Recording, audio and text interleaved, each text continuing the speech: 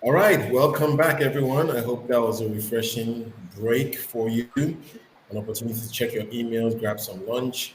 And now we're back to the conversation around resilience, building skills for the future. Fifi, any thoughts? Maybe the biggest takeaways for you from the last panel session?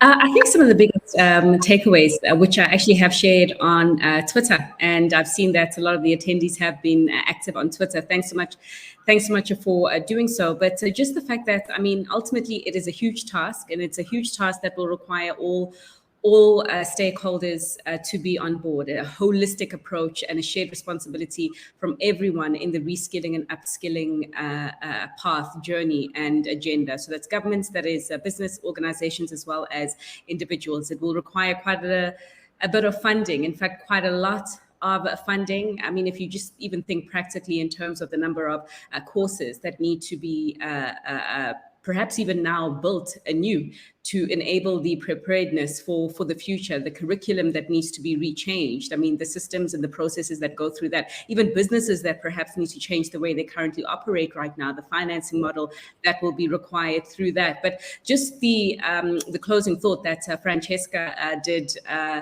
leave us with in the previous panel from the European Training Foundation. It's all about skills, skills, skills. She said, and skills were the best buffers to adaptability and towards resilience.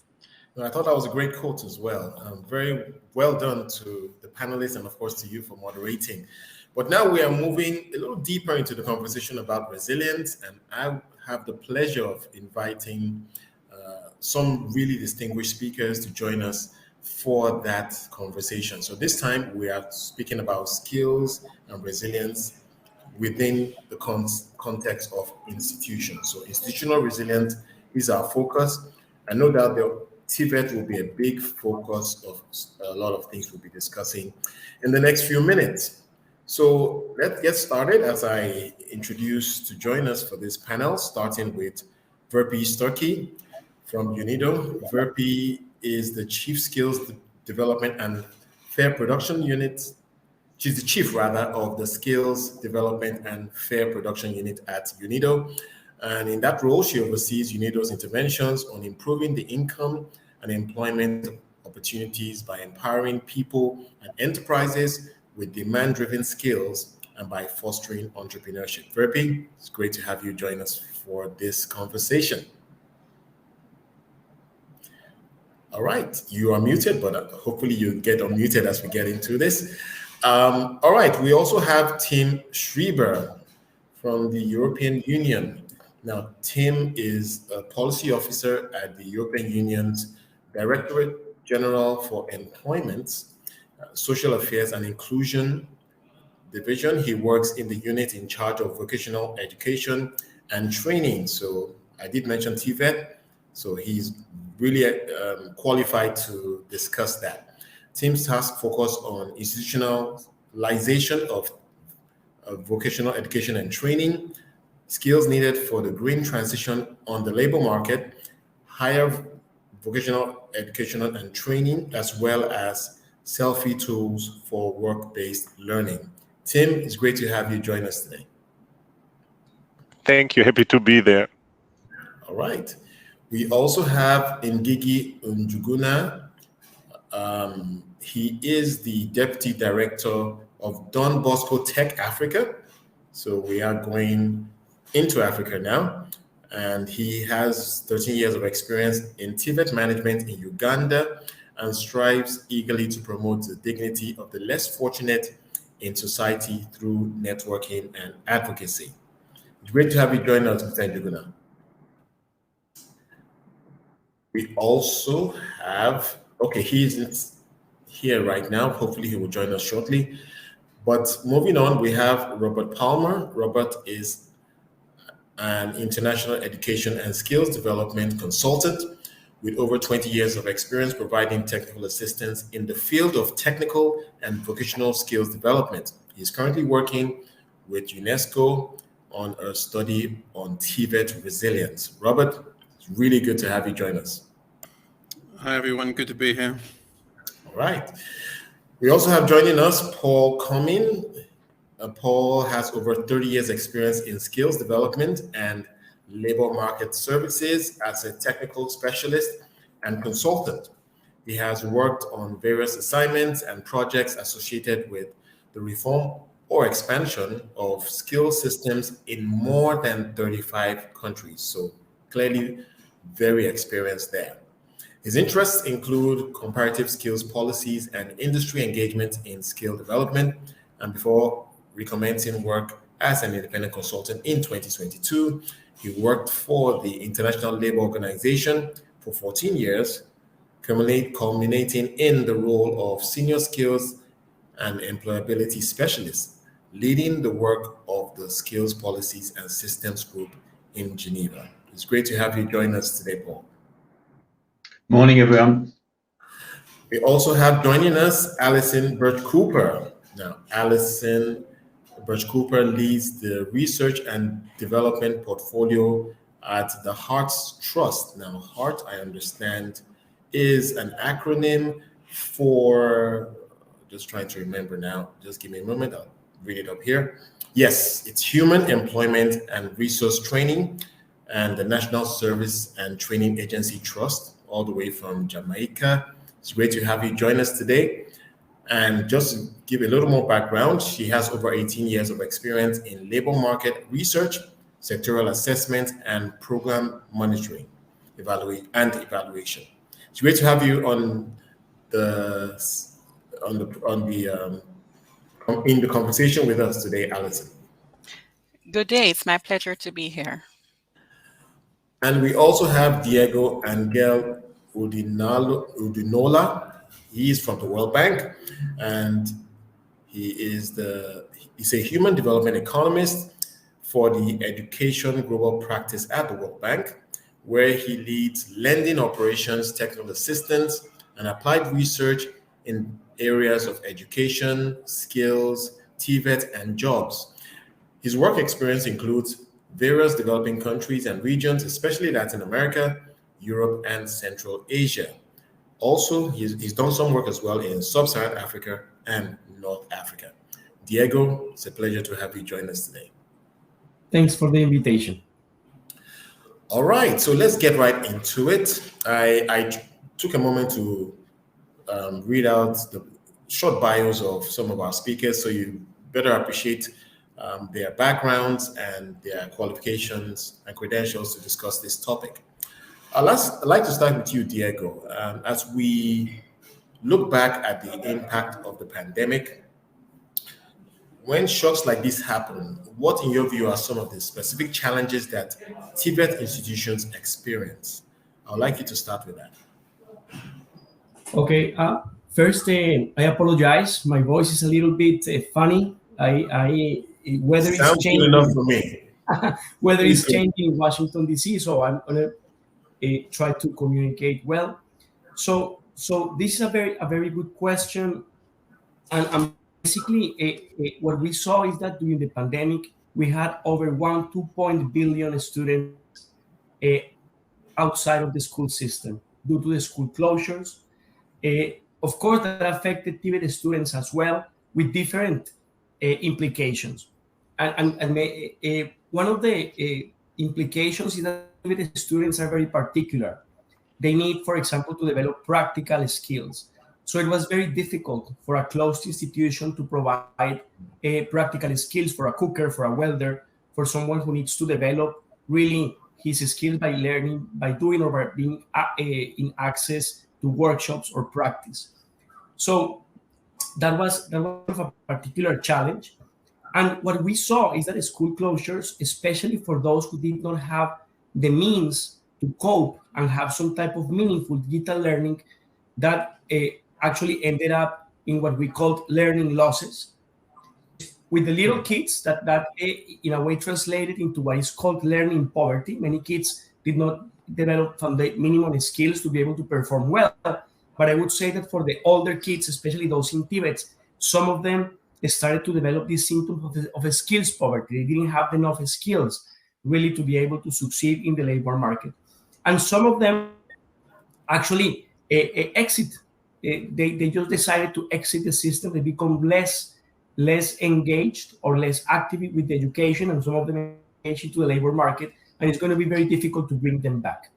So I would say that all of these trends, of course, were more prominent with kids from more vulnerable households who were having less access to connectivity and devices, and those were the ones hardest hit by this type of crisis. Over to you. Sure. Thank you for that. Robert, do you want to chime in on that same question? The challenges that you have seen TVET institutions experience post-COVID? Sure. So, I mean, before I address that, obviously, it's worth just recalling that, crises aside, and there's enough of them, most TVET institutions around the world are already facing a whole number of challenges related to, inclusion, quality, relevance on a high level. And when you get these shocks coming in, they just serve to exacerbate existing challenges that institutions face. So when you get these shocks happening, the first challenge you have, as Diego mentioned, is often, with COVID, schools closed, also companies closed. So for TVET learning, you've lost your workplace learning and your institution-based learning. And if the crisis which is taking place is, an earthquake or other kind of natural disaster or conflict, then instead of closure, you may have, damaged infrastructure, destroyed infrastructure. And of course, it's not just the immediate TVET infrastructure, it's the wider enabling infrastructure as well, which can get damaged, so the electricity, internet, water, which then affects the response. So that initial stage of the crisis, how to maintain some kind of continuity of learning is the first challenge. And often that can't happen in many contexts. The second challenge is really about kind of consequential issues. When you have these shocks occurring, they often or frequently result in local or sometimes global, with the pandemic, shocks on economies and livelihoods. And that has knock-on effects on the supply and demand issues when it comes to TVET. So, for example, Diego mentioned about dropout increases, but equally you might have more children coming into TVET institutions if there are refugee flows as a consequence of a crisis. If there are reductions in government spending on TVET, you might see delays in payments made to public institutions. You might see reductions in family spending on TVET, and therefore, when you're talking about private TVET institutions, they may find it difficult to pay the salaries of their staff. So all these kind of consequential supply and demand issues are the second big challenge. The third big challenge relates to what happens when you start to try and open up. When you try and open up the system again, there's a whole host of challenges which, as an institution, you're faced with. How do you encourage those people to come back that have left? Or how do you deal with the increase in numbers if indeed there's a refugee influx into the system? How do you deliver your teaching and learning in a safe context? And that means different things depending on what the actual crisis was that you're just addressing. How do you deal with the challenge of remediation?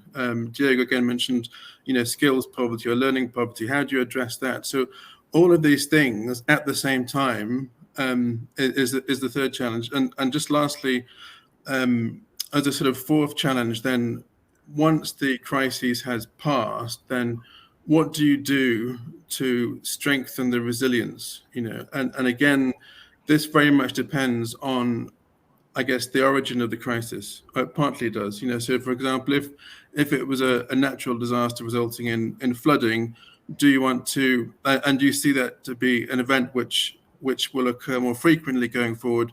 Do you want to invest more in addressing the types of skills which are produced, in terms of increasing climate resilient infrastructure skills in the training provision in the country? So all these kind of things together. And just very lastly, I mentioned that UNESCO has embarked on a project called Building Resilience in TVET for a Just and Sustainable Transition. And there's different components of this project around capacity building, research, and peer learning. And I'll pick up later on one of the aspects on the research. Over to you. No doubt. And we look forward to hearing more about that. And it's great to see Mr. Njuguna has finally joined us. I know that we did have some technical challenges, but it's great to see you join us for this. And I'll be coming to you a little later. But if I can come back to you, Robert, because looking at the challenges that some businesses have faced in the context of the pandemic, I wonder to what extent some TVET institutions have had to completely rejig their offering. So, for example, I do know that some businesses in the fashion industry were sadly, if you like, closed down because of the pandemic. And I wonder the TVET hands that are associated with that industry potentially could have been impacted significantly. So have you seen situations, extreme situations like this, where TVET institutions have pretty much had to completely rejig the offering that they are providing? So, I mean, I can't think of specific examples to hand, but I mean, of course, that will be happening. Where the demand side is changing, then the supply side needs to change. So, I mean, it'll go everything from, the sort of rapid reskilling needs that are often delivered through training providers when they're trying to address short-term skills needs, get people back into some kind of work, to more longer-term planning about how do you restructure the whole curriculum to, for example, mainstream, greening across the curriculum, or to address specific green skills. So, of course, there's going to be changes which take place. Maybe some of the other colleagues on the meeting have specific examples. Does anyone on the panel have any thoughts on that? Maybe something you've experienced? I think it would be great to hear, especially from those who are participating in the audience. If you do have any insight into that, you please feel free to chime in, and we'll be happy to engage our panelists on that. But I wonder if anyone at this stage has anything to say more on that point. Okay, if not, we can certainly come back to that point. But moving on now, I'd like to bring Paul into the conversation. And Paul, I just want to hear your thoughts about the systems that are in place that do not allow people to develop the skills they need to face the uncertainties that we've seen over the last 3 years.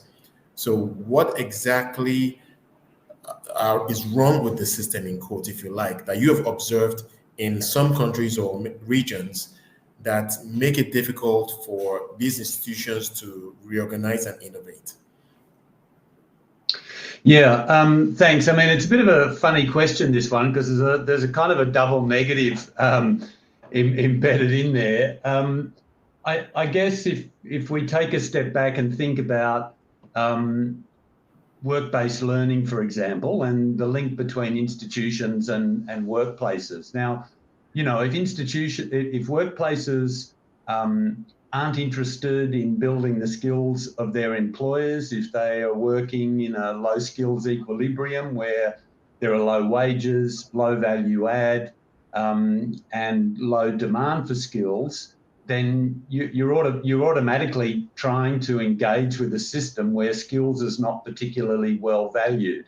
I mean, obviously the whole question about resilience and the capacity for institutions to respond affects the demand side as well. And clearly many businesses have been affected by COVID, and therefore the effect that has on the provision of work-based learning opportunities, and the opportunities for work-based learning have been severely impacted. And we saw data from research on the impact of COVID where interns, apprentices and other students involved in work-based learning were particularly badly affected by the pandemic. But I think when it comes to individuals, when you talk about adaptability and resilience, often reference is made to core skills or generic skills. You can call them core skills for employability. They go by different names. And I think still systems are a long way behind where they need to be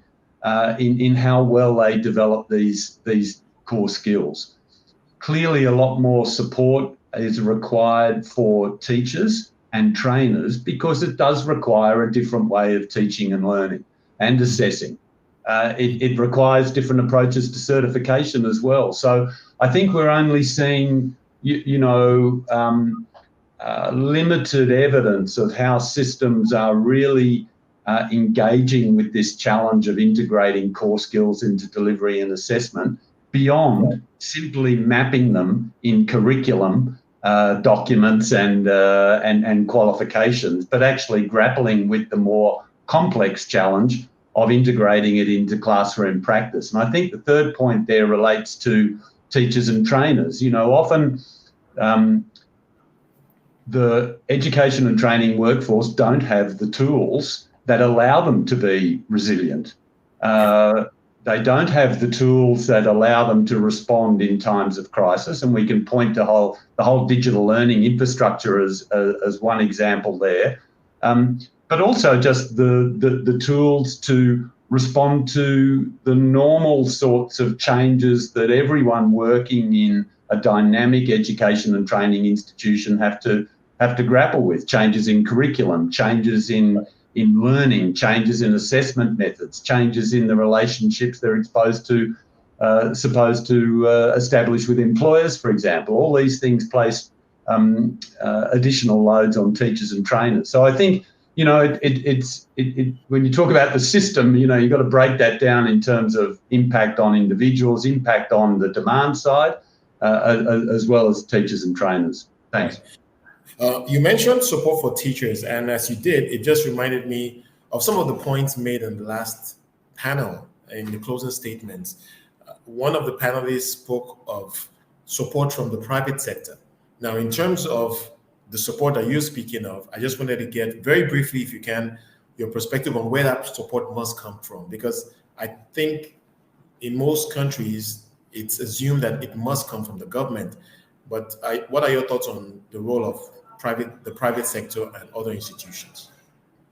Yeah, well, look, I think obviously there's a role for the private sector to support institutions, and developing effective partnerships between enterprises and industry bodies and enterprises is going to be there. You mentioned there is a role, but would you go as far as say there is an obligation? There is a mutually beneficial reason why the private sector must do this? Because I'm so sorry I jumped in, but I wanted to use this narrative that I've observed. For example, in the time I spent in the US, I see how big tech is very involved in the educational system there. And I imagine that potentially this could be pervasive across other countries. Now, I do also believe that there is a benefit that these companies will have from getting involved this early, because one, all the students begin to use their tools and they probably use them for decades moving forward. So I just want to hear your thoughts about the obligation, especially in the context of the obligation that you think big tech has. Oh, sorry, no, not big tech, but the private sector has. Yeah, I mean, I think the question of big tech and education and training systems, you know, it's a bit more of a sort of nuanced argument about why they might be engaging with the system. But if you talk about industry more broadly, then yes, I mean, I think we need to get past this idea that enterprises supporting education and training institutions and forming partnerships and engaging with TVET is not just about corporate social responsibility, but we want to try and get enterprises to understand that it actually makes good business sense for them to engage with the whole skills agenda.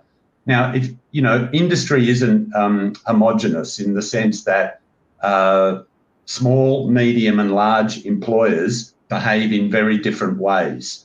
But you can point to very enlightened examples of employers of different sizes understanding that skills are central to their ongoing success, and for them to take advantage of that and to use skills to help their businesses to grow, they have to think differently about investments in education and training, and that means thinking differently about how they connect with the education and training system and what sort of partnerships they form with education and training institutions. But on the flip side, institutions have to be prepared to enter into those partnerships and actually offer something of value.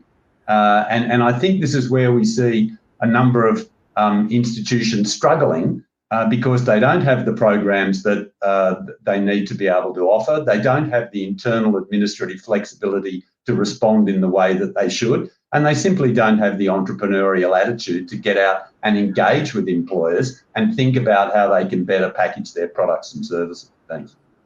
Thanks a lot for that. Really insightful comments there.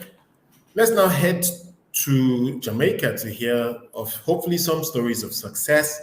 Allison, it's great to have you join us again. And maybe you can speak to the way it has worked out for you at the Human Employment and Resource Training Trust over there. Can you just highlight for us what are the key elements that have helped you succeed in this era of change with respect to TVET?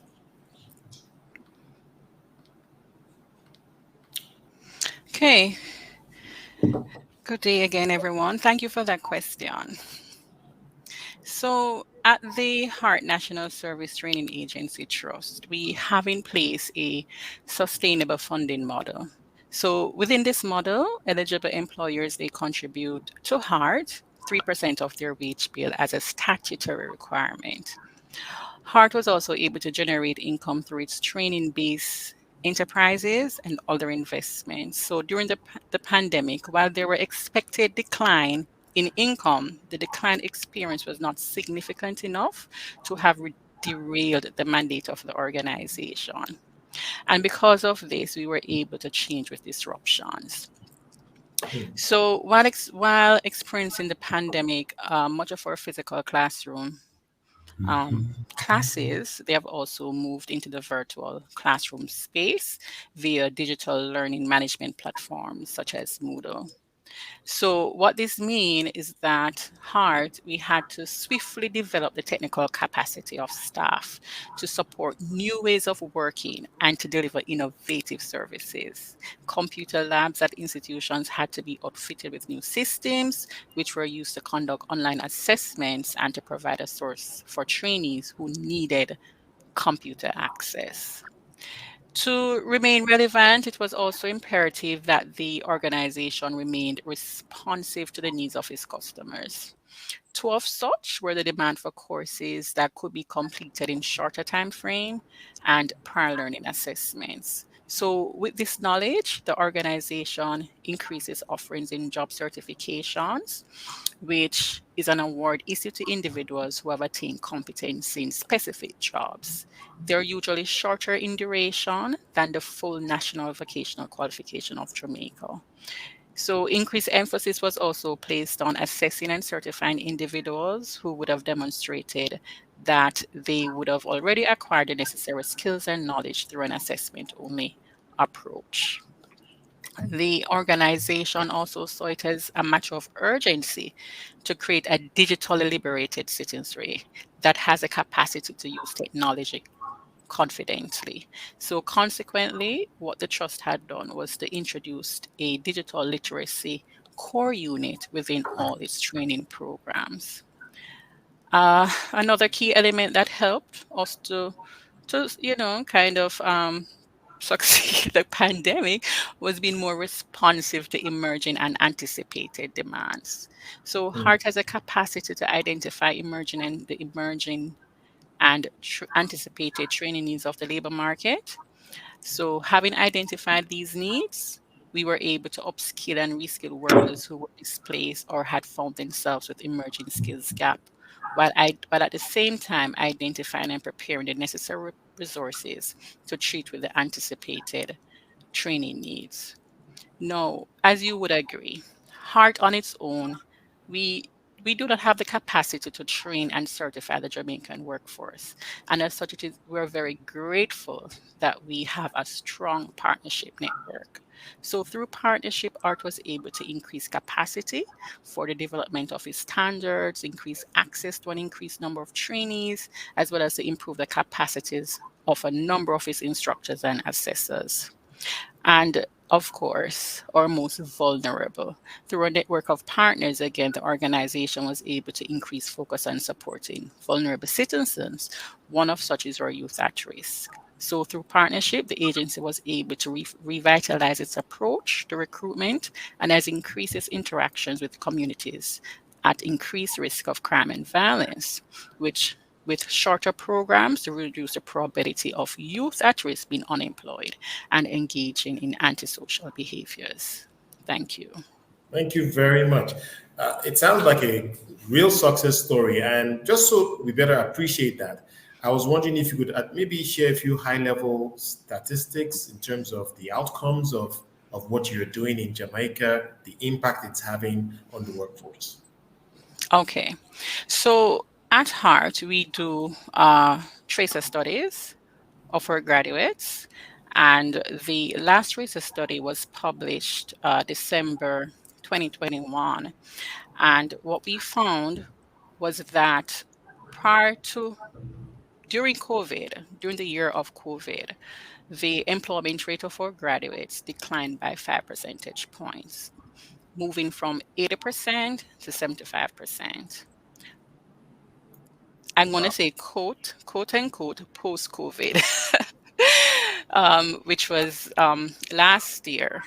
Going back in field, we found that we were back at 80%. So we saw an improvement in the employment rate of our graduates by the 5 percentage points, which we had declined. In terms of skills utilization, about 81% of our graduates are utilizing their skills. Approximately 90% of our trainees indicated to us that the training that they received, that it was adequate in preparing them for employment. We have also seen approximately 7% reduction in our unattached youth when looked at youth unattached prior to training and the percentage of youth unattached post-training. Wow, that's very impressive. Well done to the team down there. Thank you. All right, let's go head over to East Africa now. Mr. Njuguna, thank you so much for joining us again. Let's hear about the success stories from your end. Now, I know you are involved with TVET institution. Tell us your experience, Don Bosco Tech Africa. Yes, thank you very much. And sorry for the initial handles. I think my camera just jumped. It could not be able to pick. I missed part of it as I was trying to set it up, but I'm happy to be here. Coming from Don Bosco Tech Africa, this is a coordinating body for the Don Bosco Technical Institutes in Africa and Madagascar. So we have a network of 110 TVET centers spread in 34 countries. And the coordination is done here in Nairobi. And I would say that the institution of Don Bosco TVET Center maybe was a kind of a foresight for our leaders because it came in when we discovered that the TVET, Don Bosco TVET in Africa, the performance was going down. And this was mainly caused by the aging population of the initial missionaries who came to establish the Don Bosco missions in Africa. So they came in 1980, and by 2004, those who came when they were 50, they were already 74, and definitely their performance was going down. And the new generation that was coming in didn't have the required experience to be able to take on the work that was being done by these great missionaries. Then having discovered that, the leaders of the Don Bosco congregation within the continent decided to come up with a team that could be able to study the dynamics of the TVET within the continent and come up with suggestions on how it could be able to continue offering the vital services that it was offering. And that's how the Don Bosco Tech Africa was initiated. And right now, as I said, we are based here in Nairobi, and we are coordinating those 110 TVET centers. And the main area that we are looking at is the area of building up the governance structure, because we discovered that was a very big gap. The quality of the governance was very, very weak because the guys who were coming in didn't have the experience. And also they didn't have maybe that kind of a technical know-how which could have helped to spearhead the good work that was started. So that being one of the areas of building up the governance, we are also looking at the area of making sure that the training programs that are being offered are relevant and of quality, relevant to the labor market and qualitative in all aspects that we could speak about, desirability to be absorbed. Yeah. Then we are looking at the area of access and equity. And this we are looking at removing all the barriers that could limit the deserving young people to access the Don Bosco institutions. And with equity, we are trying to see that nobody is left behind as long as one declares an interest to have to follow a TVET training course. And the other pillar that we are looking at is the area of funding and financing. This comes up with establishing systems that can be able to ensure that the finances are well managed, and also strategies to make sure that there is continuous flow of fund in order to maintain our cash flow. So with those areas, I can say that we have been able maybe to initiate a kind of a resilience approach towards the challenges that could have been hitting us. For us, we already experienced that of the aging population. That was a big challenge to us. And then when I come to the issue of the change in the technology, we have that kind of an approach that the management that has been put into place is able to adapt to the change within the technology and be able to bring in new equipment or new technologies that can be able to resonate to the needs of the time. So maybe in a nutshell, I will insist on the issue of the putting proper governance and management structures in place, because this will be able to anticipate any kind of turbulence that could be on the way and be able to create a kind of a preemptive approach so that by the time the crisis hit, they have already prepared themselves on that. And that's what we try to do. Just a quick question on that point with respect to governance. How is that governance organized? Because you did mention that you are responsible for a network of TVET institutions. Does that imply that those individual institutions have their governance structure, or is there a governance structure that sort of dictates what happens to the institutions wherever they may be? Okay, yeah, each and every institution has its own governance structure. Right. And that's what we are trying to build at the local level, so that because that's where the results are achieved. So Sure. Good governance structures at the local level ensures that we are able to implement any intervention that we may come up from the continent level, from the congregation level. So we are going at the building up the grassroots capacities to be able to anticipate any kind of disruptions. And if we are able to give them a backup on how they can be able to do that. No doubt, and I'm sure you're providing great support. But very quickly, if you can, just highlight for us some milestones of success that can help us appreciate your approach. Okay, one of it is that we were able to partner with the ITC ILO in training over 400 TVET managers on topics of governance, financial management, entrepreneurship, and the green TVET. So those have already been done. And we have also come up with a labor market survey that was conducted in 25 countries within the continent. And that was able to inform us what are the skills trend. And that's a conversation that we are still going on in order to help them now to formulate their strategic plan. So far, we have, I could speak about, we are divided into provinces. I could speak about provinces, and provinces could be made by one country or 4 countries or maybe 5 countries. So within those organizational provinces, we have 15 provinces. So we have been able to influence 8 of them to come up with the TVET strategic plan that combines those TVETs that are within that collections of countries. And within this one, we are really bringing up that issue of which skills should they emphasize on based on the labor market survey that was done. Another milestone that I could speak about is the development of a labor market job service manual, which is guiding the team that is supposed to help in the transition from school to work. So we have a manual that has been developed, and it was used also in one of the presentation by ITCLO in showing it as a case, as the best case kind of a practice, and it really had a lot of input on that. So those the three I could speak about of them, but we have quite a good number of issues that we can be able to showcase that we are moving towards the right directions. It's useful that you just highlight them for now, but thank you very much. I'm sure you can unpack them a lot more. But in the interest of time, we really have to move on to some other topics. Yeah.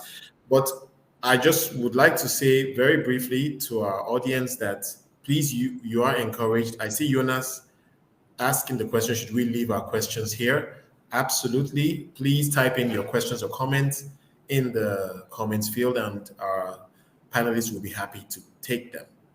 All right, let's now move on to policy, because it's often either an enabler or a deterrent for progress in most countries. And I would like to bring in the EU now and get the perspective of the representative of the EU on this panel as he chimes in to discuss the impact of policy on success. I'd like to get your thoughts very briefly, if you can. Speak to this big issue around policy. How would you, I guess the way I would phrase the question is, what can policymakers do to help TVET institutions innovate and evolve and to be, of course, more resilient, given the type of environmental and economic shocks that are here and potentially are coming? Yeah, thank you a lot. I will try to stay short, even though it's a very, very big question, of course. It is. I think, first of all, as a policymaker, what we should do is that we should clearly say that TVET is a key element if we want to respond well to the big mega challenges that we are all facing, the digital transition, the green transition, and also to encourage young people to choose TVET as a career option, because we unfortunately still see that very often TVET is considered as a second choice compared to higher education, which is clearly very wrong if we see the importance of TVET and of occupations that usually require a qualification in TVET. Now, what we have done at EU level is that we have outlined our vision for a future-proof, modern VET system in what we call the 2020 Council recommendation on VET for sustainable competitiveness, social fairness, and resilience. And the title already shows the priorities of these recommendations. So the way it works is that us as European Commission, we make a proposal, which is then discussed by all the 27 European member states, and then adopt this recommendation. And some of the main elements of these recommendations are, for example, the digitalization, the way that vocational education and training can support digitalization. We see, for example, that still more than 40% of adults in Europe do not even have basic digital skills, such as sending an email or participating in a video call.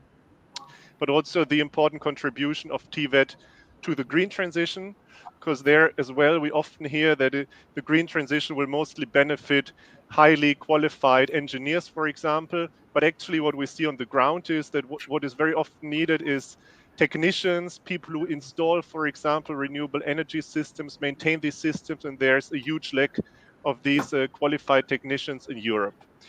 Another issue that we mentioned in the recommendation is the permeability between vocational education and training and higher education, also in view of strengthening the attractiveness of VET as a career pathway, but also to strengthen lifelong learning and upskilling possibilities, because that is another very big issue that we see, that it would be very important for adults also today to participate continuously in training throughout their career, but unfortunately that is still not the case.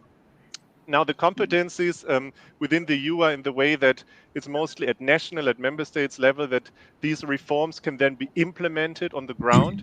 What we can do is that we can provide financial support for these priorities. And just to give you one example, under the Erasmus+, which is one of the EU funding instruments, we support centers of vocational excellence. And by the way, this is a project where also non-EU partners can apply for. And the idea is to create international collaborative networks of centers of vocational excellence, which act locally which establish very strong local skills ecosystem with a wide range of partners, but then work together through international networks and think globally, exchange experiences and best practice examples. So far, maybe as a big overview. Yeah, very valuable overview. And thank you so much for sharing the experience from Europe. Diego, if you can also chime in on the same point. And quite often, I think if you want to make anything exciting to a policymaker, you've got to be able to lay out the benefits. So maybe from your experience in so many countries, Latin America, Europe, Asia, etc., what are your thoughts about how policymakers can support TVET? No, thank you. And actually, I would like to echo some of Tim's recommendations, because I think they are quite important.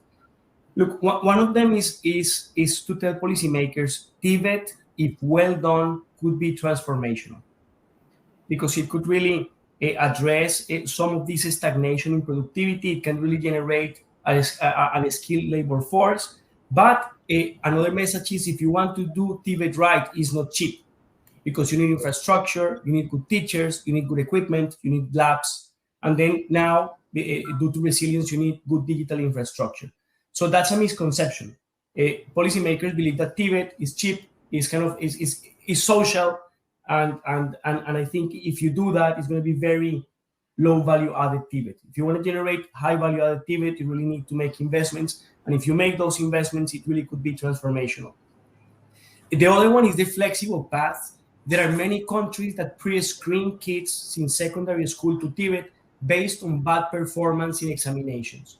So if you're a kid that has a lot of deficits in foundational skills, you do bad in your exams, then they said you have to go to vocational training track, and then you end up in TVET. I think that's very wrong, because you need to have a strong TVET students that have a strong foundational skills. TVET is not a second route option of education. It should be a first route education for people who do want to be productive in some type of occupation that requires technical skills.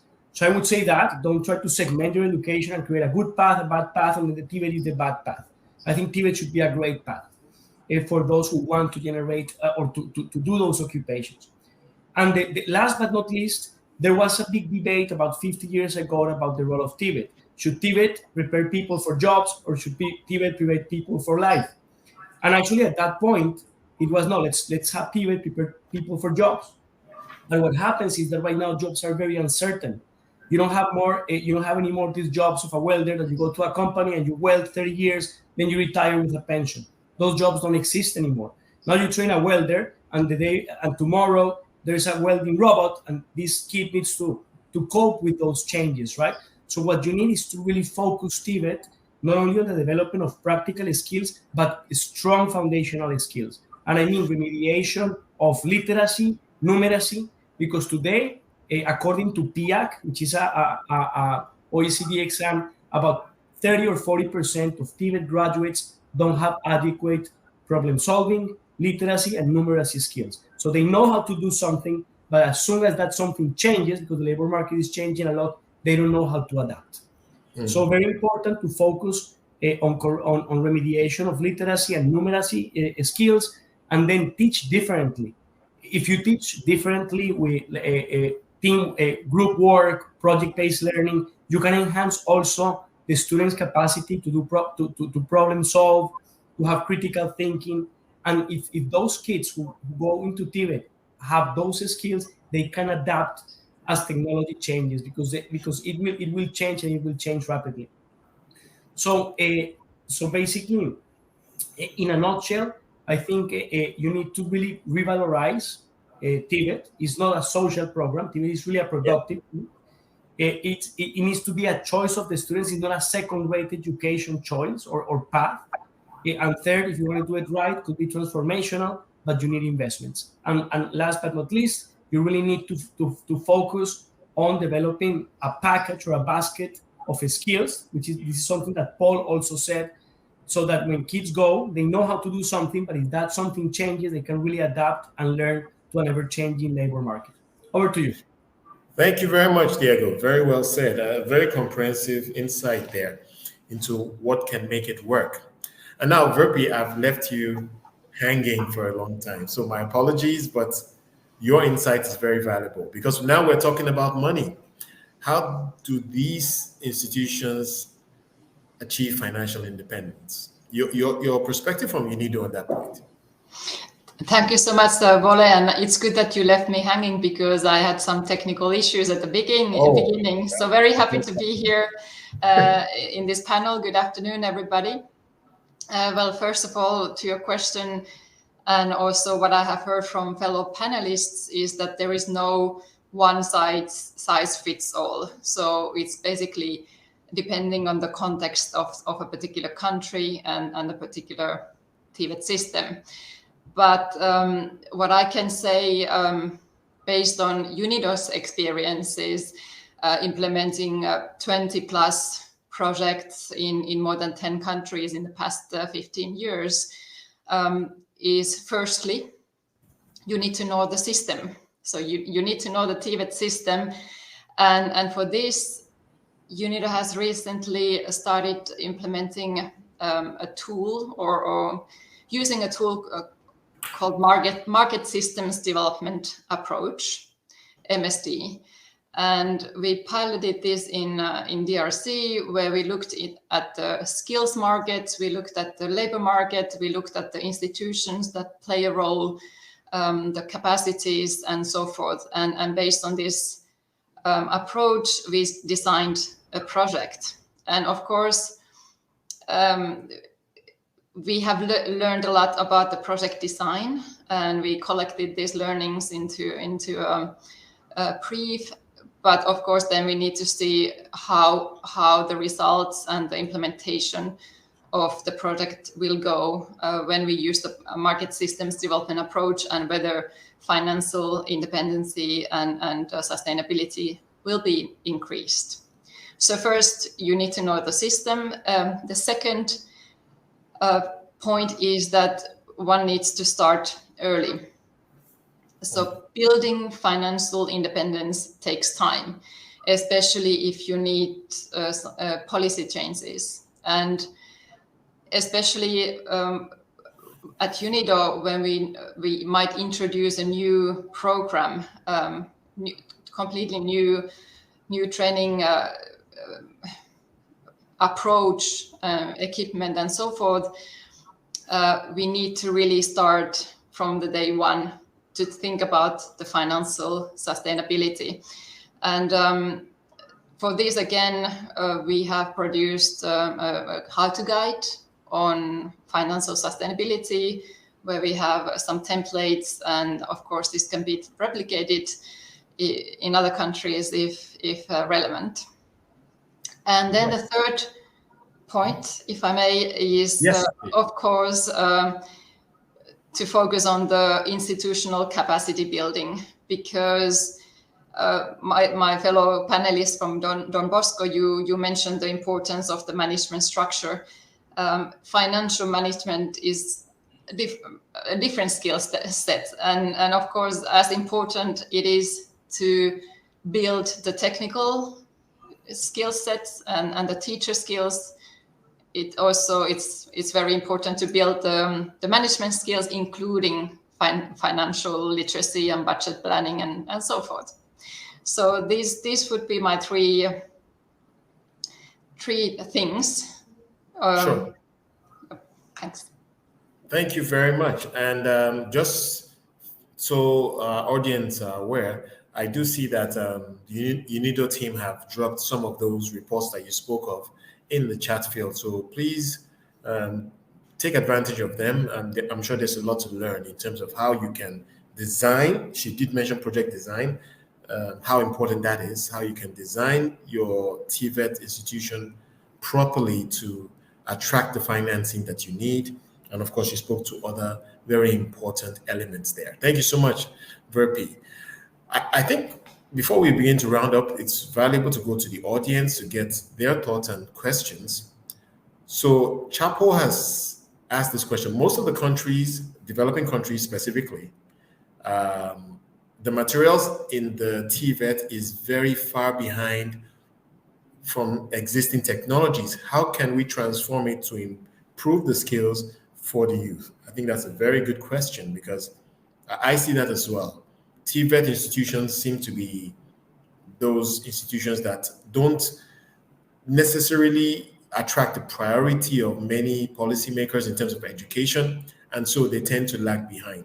So I was wondering if anyone had any thoughts on this point. How can we transform things to improve the skills of the youth? How can we make sure that TVETs are the cutting edge of materials that are required for learning? Anyone want to chime in on that? Yes, please go ahead, Mr. Njigo. Yes, maybe just to give two cases where we are working with industries. We have identified industry like Daikin, which deals with refrigeration, and they have agreed to set up training section within our TVET center here in Nairobi. They are going to equip it with all their latest equipment and be able to support the training of the trainers, who will later be able to transfer that skill to the learners, and be able to later they will be able to pick those students and then deploy them into the area. So the cooperation between the industries and the TVET becomes key, because it might be hard for the TVET center to keep pace of the changing in technology. But I'm just curious on this particular point. Was this a case of Don Bosco going to these institutions and proposing a partnership, or I'm just curious to know how that evolved for you? It was triggered by a kind of a presentation that we made in a panel, and we gave it as a kind of an alternative. How do we overcome these challenges? And then that was picked up by two industries that we are working with. And I believe that if this is given the right backing, could be the best way to limit the issue of the equipment, the change in technology, which brings new equipment, that requirement of new equipment, and the pace of purchasing those one at the capacity of the TVET center. So if the industry comes in and set up this, then I see it as maybe best alternative, because they will be guaranteed of people who are trained with their own equipment, and they can be able to deploy them later in their own industries as maybe servicemen or service ladies who can be able to help them in that. So we have two organizations that are doing this, and maybe it's a dialogue that we want to be able to spread it and approach other industries who can come in and take up other departments. Great. Yes, please go ahead, Diego. Go ahead. No, basically a couple of interesting pilots, I would say, that I have seen in developing countries is some of them are starting to use simulators and virtual reality, augmented reality, to be able to expose students to equipment that would be otherwise too expensive to buy. So I know, for example, now since we have Jamaica here, that very close by in St. Lucia, they are trying to do a virtual lab on blue economy. So it's very expensive to teach kids how to operate a vessel and how to fish, because boats are expensive, and you don't want to give unexperienced students access to a fishing boat. So I know now they're actually developing a headset. So you put it on, and then the kid kind of goes into the boat, learns how to operate it, learns how to operate the equipment, and develop that proficiency before they actually go out to sea. Also, and I'm not talking, I mean, San Arthur Community College is I'm not talking about Harvard. It's a very nice college, but also attends a population that is middle class.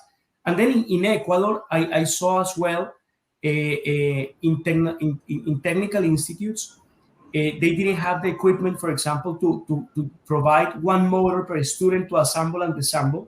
They're using also VR, and then actually those equipments allow for kids actually to assemble and disassemble in 3 dimensions, and they actually develop motor skills that are similar to those of really repairing a motor. Now, what I have seen is that is not easy, because in a way you need to have good connectivity, and then you have to have good support, good IT support, and teachers need to teach differently.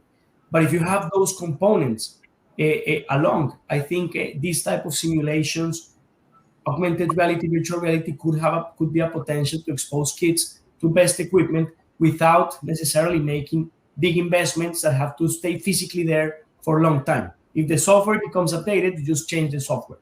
Over to you. Okay, thank you. Thank you for that idea. We have another contribution from a participant from Egypt, Alan Farouk. He's saying, we just started the process of establishing the Sector Skill Council. Now, for a country that's already has this in place, how do you ensure the continued engagement of the private sector in a Sector Skills Council? I was wondering if anyone on the panel had any thoughts on engaging the private sector, keeping them engaged in this type of council. Any thoughts? I guess the question really is, how do we keep the private sector engaged? Yes, Robert, please go ahead. So one of the studies also which UNESCO is coming out with probably this month is a global review of levy finance training funds. And in many countries, there's about maybe 75 countries around the world, quite a lot of countries have such training funds. And in many cases, they're sort of run by at the sector level. And one of the messages from that is very much that it's not enough just to have the private sector at the table in these funds, but they really need to have the power and the voice behind that. So it's not about having sort of equal representation or a straightforward sort of tripartite structure, but unless they really have the voice and their voice is heard by the system, then they tend to lose interest. So it's just that one point. Okay, thank you for that. Yes, please go ahead, Virpi. Yes, so on the private sector participation, UNID has been using the model, as many other agencies, called PPDP, Public-Private Development Partnership. And that's when often the private sector might come to us telling that there is a business bottleneck, and that's the lack of skills in their particular domain of business. And we do then jointly what we call co-create the training modules, the curricula, so that we can make sure that the new training program meets the needs of the industry and the private sector. Often it also comes with this equipment provision, as was asked in the chat, and also some technical support to increase the capacities of the institutions that we are working in a particular country. Okay. So PPDP, it's a thing we can certainly explore. Thank you for that, Virpi. All right, we have another question from Jonas. Are there any key differences when developing policy for the global South and North, specifically in methods involved during identification of the types of skills the policy emphasizes? Any perspective on that? Any key differences when developing policies for the global South and North? Have we seen anything that is substantially different there?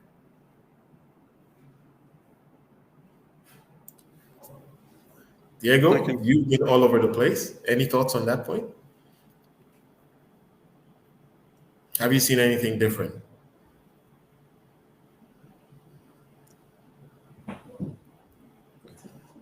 It's a good question. I'm thinking.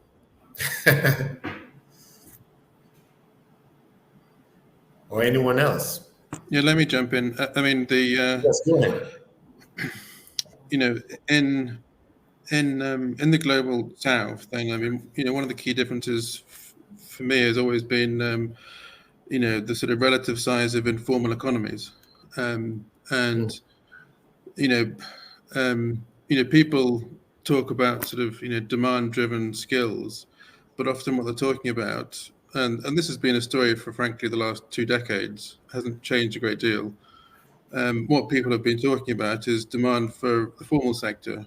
And so things like sector skills councils and, different trade associations, mostly, and even, of course, the sort of, training levies and so on, they're all dealing with the formal sector, which is in many countries a tiny part of the sort of enterprise makeup. So, the sort of the skill policy and how that links into the relative size of the informal economy is a key difference.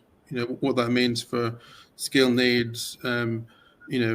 A rural vocational centre in Ashanti region in Ghana, whose work prospects are severely limited in terms of formal employment.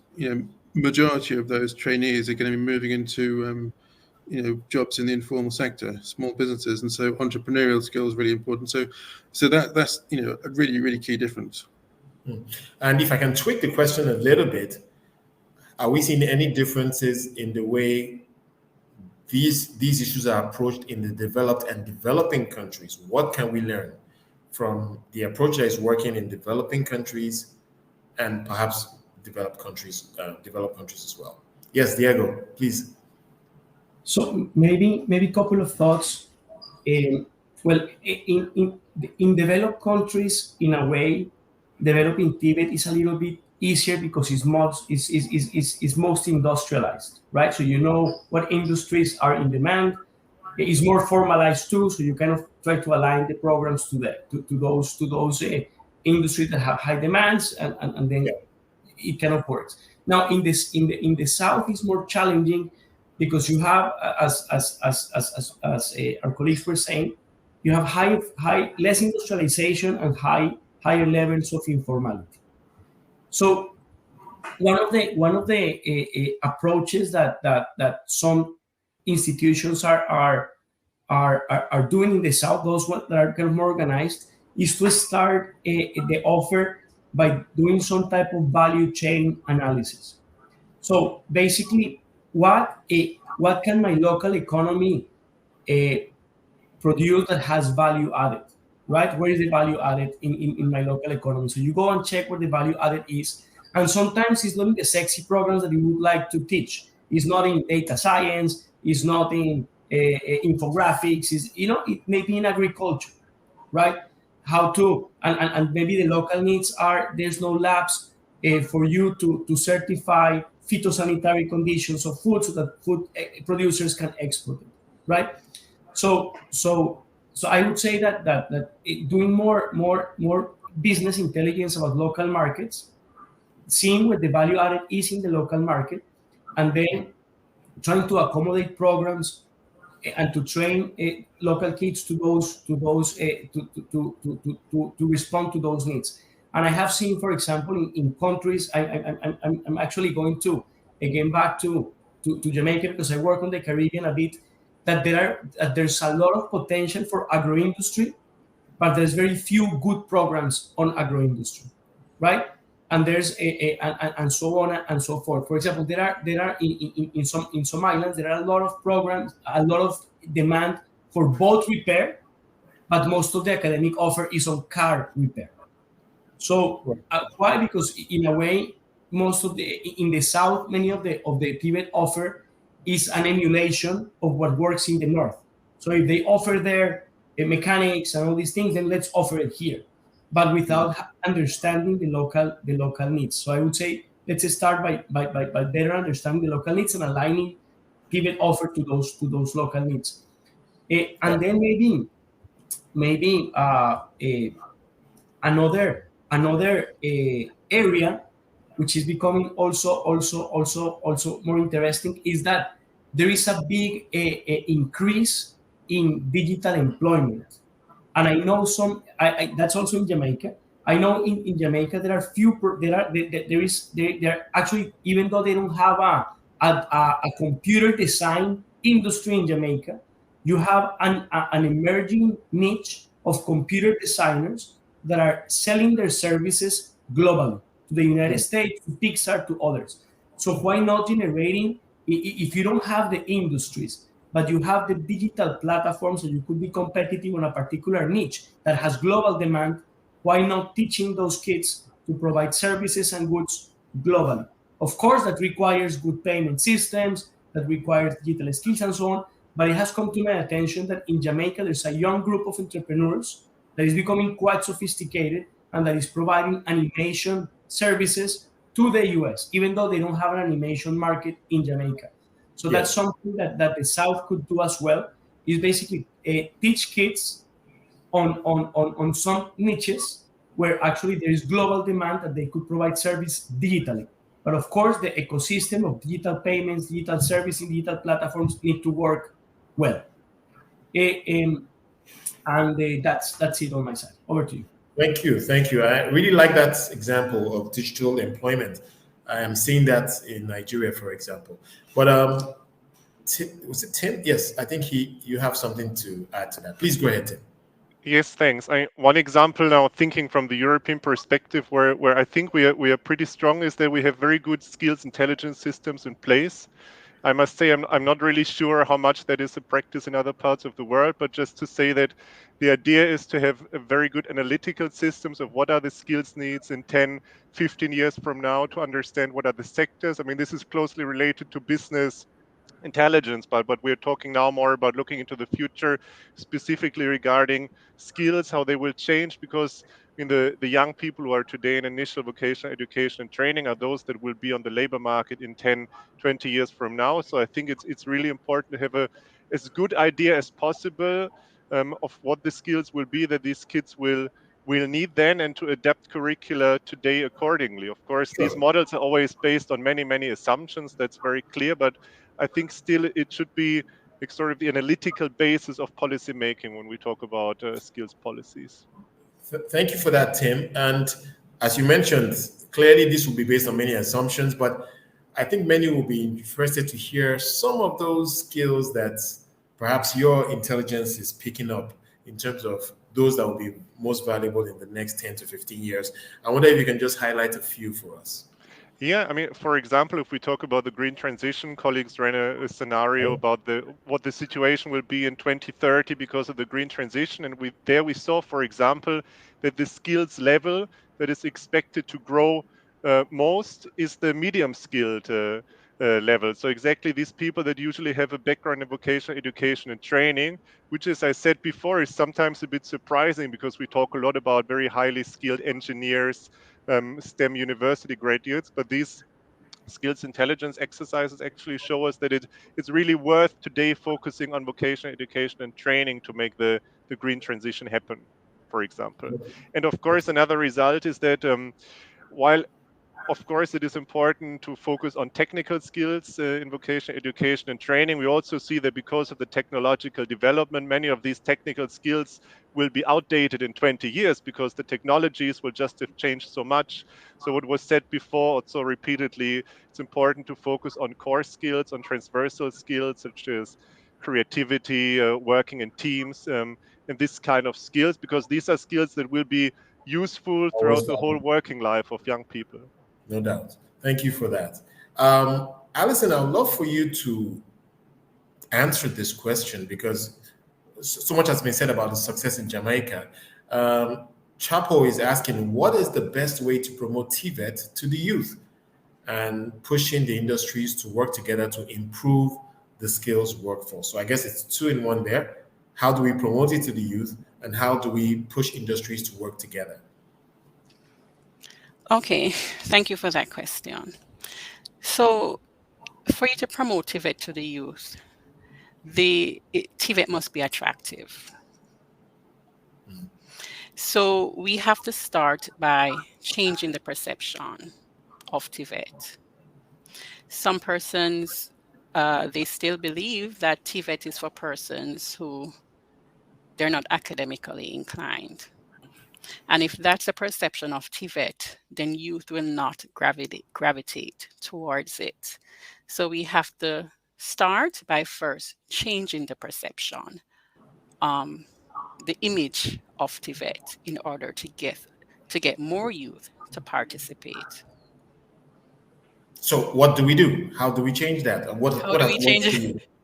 Yeah. Okay, well, we, in terms of how we market, even in terms of how we get the youth engaged, how we market TVET, the type of programs that we offer.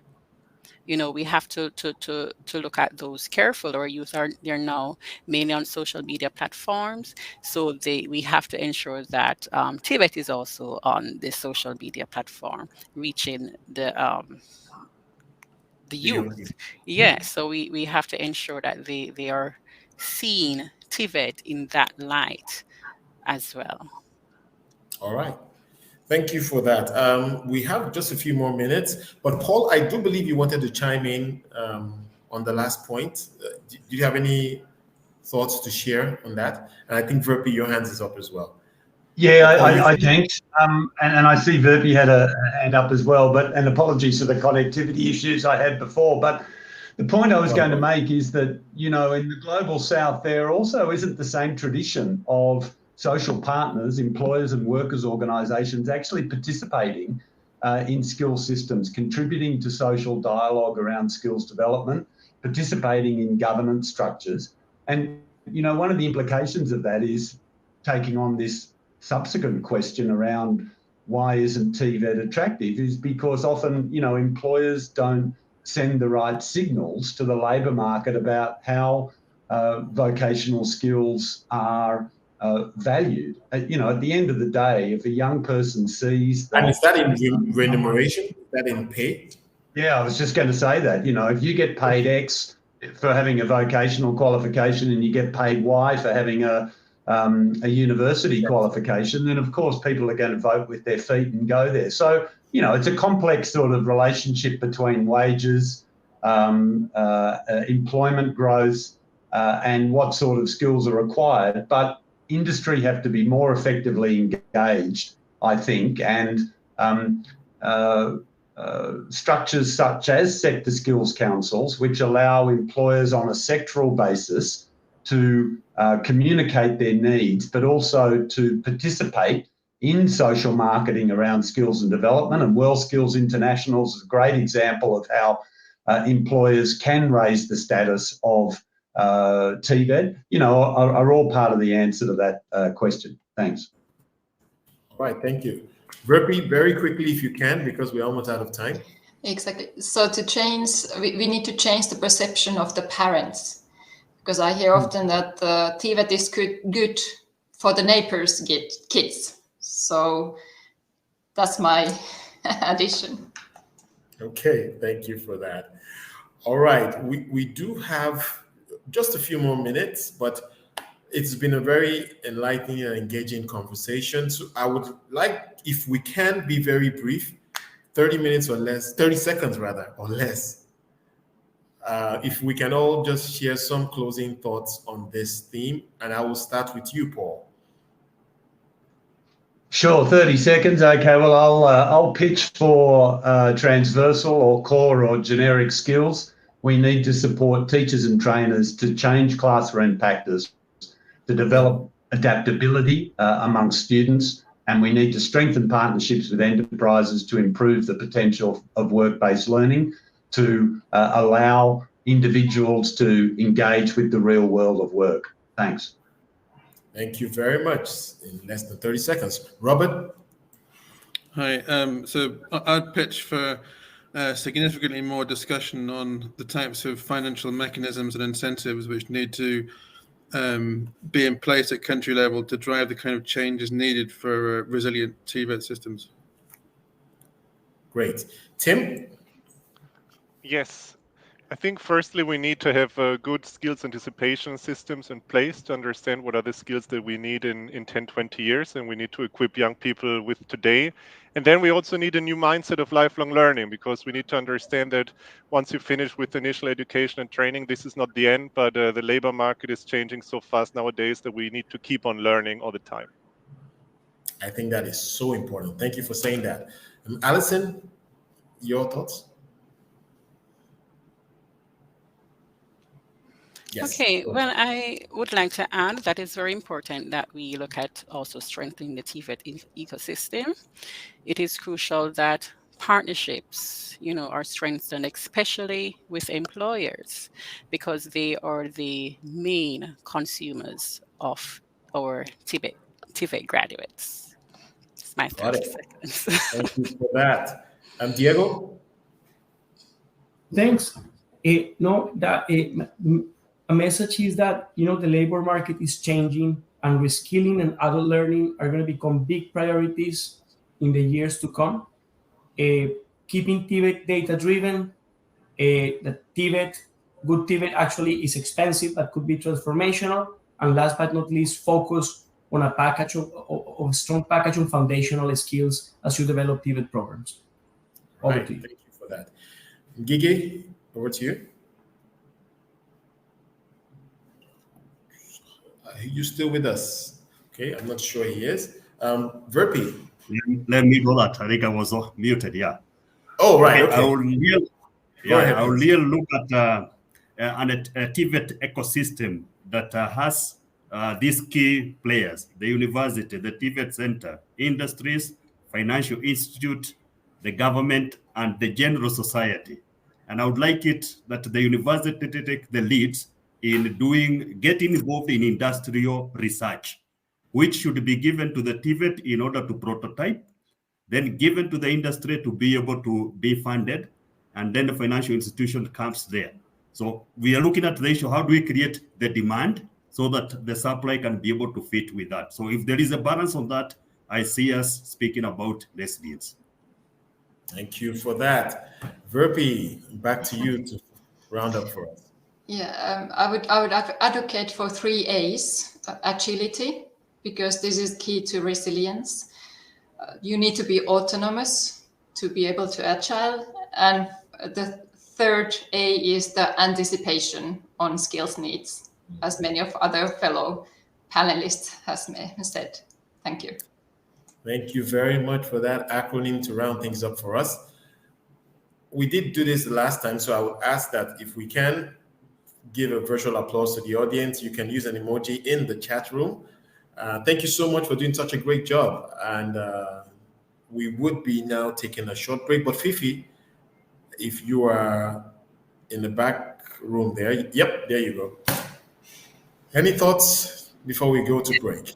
Yeah, you could see that I'm not used to being behind the scenes. That's why the slight glitch in reconnecting. But I think it was a fascinating discussion, really highlighting the importance that TVETs will play in the education process. I mean, I think that they're really complementary suite in terms of providing the training and the education and the learning. And I do think, though, that a lot of work needs to be done in improving the reputation of them, both from an individual point of view who wants to sign up from a TVET, but also from an employer's point of view who is looking to take a graduate either at university level or at work level. An improved reputation will certainly, I think, help the just the facilitation of the learning process and the skills revolution, in my view. I think that was a big point made. I think it was Tim that made that. No, I think it was Paul. Yeah. So yes, great points all around. And many thanks again to our panelists and of course to the audience that have been chiming in with their questions. I see Chapo leave a very important point, I think, which we should consider here. Employers want effective workforces, but they hesitate to invest in the skill development. So how do we fix that? I guess a change of mindset is certainly important, as Tim made that point earlier. All right, so Fifi, are you going to tell us what's coming up next? Thank you again to our yes, thank you. I am, and I think that we're going to pick up on the point that you just highlighted in terms of employers want a really productive workforce, but they're hesitant to invest in the skills. So the conversation that will be happening after this 10-minute comfort break will be looking at the pathway to investing in those skills a lot more, the pathway to reskilling, and we'll be hearing from a couple of employers after the break, just getting their sense on why it is they are perceived to be hesitant in investing in skills. So I look forward to seeing everyone back in 10 minutes.